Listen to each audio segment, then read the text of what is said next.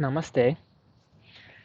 Today I'm going to speak a little bit about purpose as a means for happiness and satisfaction, um, and about social and mental fog.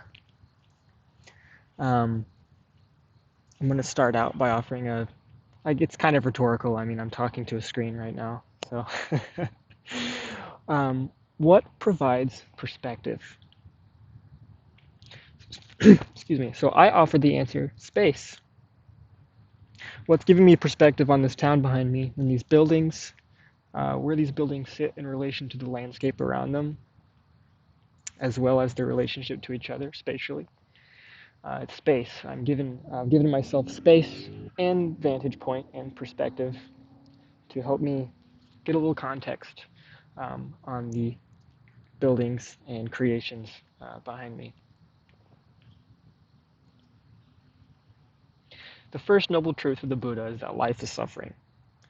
So it sounds pretty harsh, um, but even if you don't initially agree on that, there is something to be said for suffering seems to be intrinsic to the very nature of Earth, of life on Earth. For humans and all beings, the wheel of nature, the cycle of predator and prey, or of creation and destruction. So suffering and the removal of suffering, or the pursuit of happiness, if you will, is definitely an integral part of this human experience we're having. It seems to be kind of elusive, have you noticed? Uh, you think you get something that's pretty great and you're stoked about it for a little bit, whether it's a person or an experience or an item or an object or a job or whatever. And then the fun goes away a little bit, and you got to keep going. You got to keep going to the next thing, take care of all that stuff that you hate, that makes you unhappy, the dumb stuff, so you can enjoy the fun stuff. Dumb stuff, fun stuff. But there's a wonderful quote, which I can't remember word for word, and the quote is by Viktor Frankl. Somebody help me on the pronunciation, please. When one does not have purpose, they seek pleasure. You know, the people that are driven, you know, the American dream, the capitalist thing, work very hard, wake up every morning, do this thing, build this business, create this platform, make this money, get that stuff. Those people have purpose, and they're finding some sort of satisfaction out of it. And satisfaction is a little bit deeper than joy, than temporary joy. I should say they're just words, and they're kind of different. You can use them a little bit differently. And kind of that fleeting happiness. That satisfaction seems to be something deeper, and I would argue peace is the deepest of those, of the three. Finding one's purpose, if there is such a thing, finding a purpose in life can lead one to find happiness. Really, a depression, one way to look at depression is having no reason to live, not feeling any point, any purpose, no happiness, no joy. So why are we even doing this? Does anyone else feel like that? Just like, okay, I see these motions every day, you know, the sun rises, the sun sets, and there's the moon, and then I talk to this person, and I do this thing, and then, okay, today is this, and then today is that, and it's all kind of the same thing. I gotta eat, I gotta go to the bathroom, I gotta go to groceries, I gotta fill up the car. This is definitely first world American stuff with those, so maybe not universal for sure, but somewhat. Food is pretty universal. Eating is pretty universal. Using the bathroom is, as far as I know, quite universal. Family, relationships, people, work. So according to the Dharma and to yoga or Hinduism, Buddhism, or many, many other great religions or paths, spiritual paths, each being has a purpose. You know, we're in an environment, we're in an ecosystem, the human ecosystem, the earth, Gaia ecosystem, web, whatever. Each organism has a purpose in that ecosystem. Or let's talk tribal. You know, we were hunter and gatherers and nomads, and then we eventually settled down, etc. Especially when we settled down and having a consistent location for life. We have that tribal system of living, which we still have, just in a different extent, in a different size. Um, Each person has a purpose to fulfill in the tribe. You know, you've got clothing makers, weavers, I don't know, cooks, uh, hunters, or hunters, gatherers. Okay, there we go. You need healers, you need doctors, you need warriors, you need protectors, um, you need organizers, you need leaders. For a functional ecosystem or a functional tribe, there's key components, key roles that must be fulfilled. And it's a little bit more challenging here when we have such a dynamic society today and such a dynamic economic system and opportunities for work, yet kind of not also, depending on who you are and a lot of other factors that we can get into another time. Um, but I'm finding on the more that I explore my inner nature, a truer nature, I'm finding there's things that have always been there that are an innate part of me.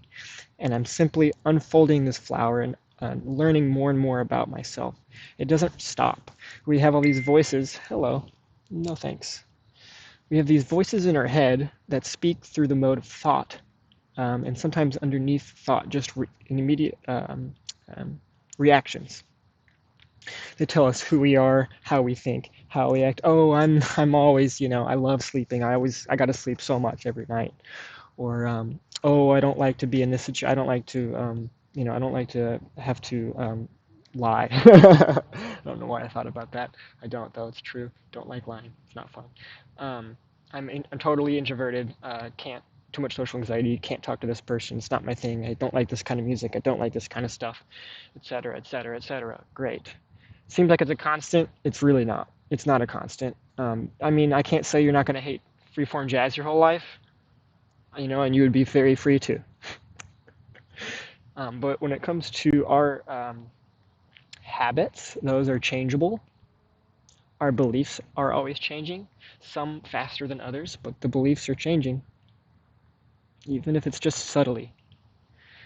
The experience is changing, even in experiences that are always the same, on a subtle level.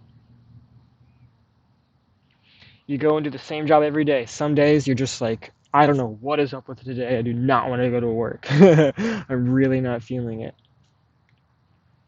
Some days are jovial and fun, and you're excited to be there all of a sudden, and you're like, yeah, pep in the step.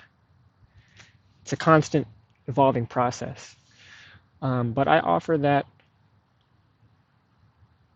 when you gain a little space, you get a little perspective. So if you can give yourself a little space from all of those thoughts and all of those rigid structures of yourself that you have, and you just gain a little space, you gain a little silence, you're going to get a little bit more perspective on yourself. And it's going to push you towards your purpose. It's going to push you towards your role that you were created for. There's something out there that's going to be satisfactory for you to perform. It's going to be a natural expression of oneself, rather than something forced. Therefore, a natural expression is something that gives one purpose. I'm thinking about a painter right now. Painting probably isn't always the most fun. Like super technical stuff or whatever. I mean, some people do it just for fun, but someone who, I am a painter, here we go again, right? Paints, let's keep it in the context of supporting oneself, so career or what have you. It's a natural expression of that person's being. And I would venture to say that person feels a lot better once they've done the expression on the canvas. Unless, of course, you're a pissed off artist and nothing you make is ever good enough. That one's on you then. But there's constant. It's pretty hard to get perspective on oneself and to explore oneself in an environment that is flooded with input and stimuli and narratives. Advertising is one of the worst things. I can't stand watching commercials for more than like 2 minutes. Just think about it, especially if you're in a city environment, in an urban environment. We are being, I wouldn't even say asked. Our visual energy is being taken. Our auditory energy is being taken. Even our hearts our emotions are being taken. Or maybe a better word is attention's grabbed. The attention is grabbed. we are brought to that level of consciousness through advertising. They want to engage with our, yes, the eyes, something interesting, something poppy, something flashing. Now my energy's there. I'm like, whoa, I'm thinking about that. I'm focused on that. My energy's focused on that. All the sounds, the constant noise. And it's subtle for many people, not for everyone. Sometimes it's pretty, wow, wish that sound wasn't there all the time. Um, it's subtle vibrational static, and that static shows up in the mind, and that static will show up in your clarity of self, in your vision, in your purpose. Phones, Instagram, media, I'm not even demonizing it. I use it. I scroll too much.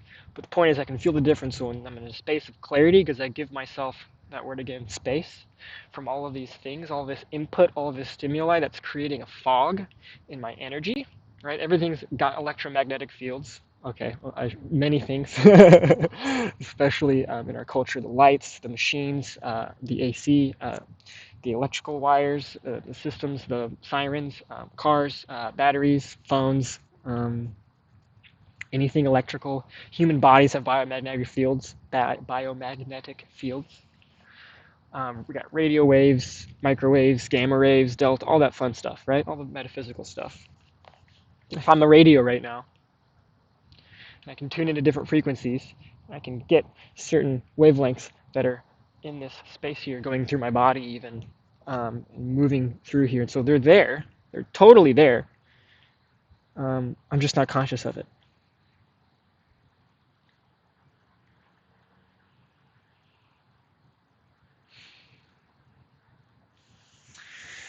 So whether it's finding space from the external inputs, getting space from TV, from voices, from phones, from screens, from the daily routine, as well as finding space inside. That will give you perspective. Examples of finding space inside are watching your thoughts, calming your mind, so the mind doesn't think, oh, that thing that I got to do tomorrow. Oh, that thing that I did yesterday and I did it poorly and now I feel bad about it. Or, oh man, I'm really going to need to figure that out. Or, wow, what did that guy say to me that one day? And like, I wonder how my brother's feeling right now. And like, what about that vacation that I want to take in a year? How am I going to make that money again? Or what was that thing I was going to get? Or what was I going to say to that person? That's the opposite of being in the moment. It's okay to plan. It's okay to contemplate. But that's the thing is the brain's always doing it when you're stressed. You're in that constant state, or you're distracting yourself, and guess what? It's going to make it even worse. It will not help.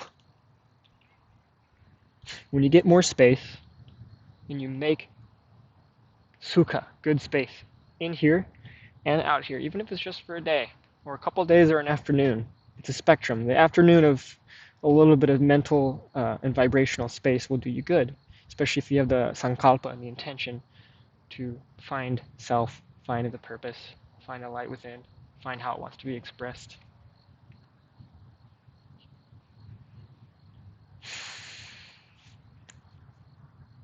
Find your purpose by finding out who you really are. What work is a natural expression of you that brings you joy? Even if it's not the easiest thing. There's something. Find a little space, whether it's an afternoon, a day, or a week, away from all the inputs and the influences, sometimes human, sometimes not, and allow yourself the process and turn inward and listen to your thoughts. Watch your thoughts. Don't get too caught up in them now. And bless you. Namaste.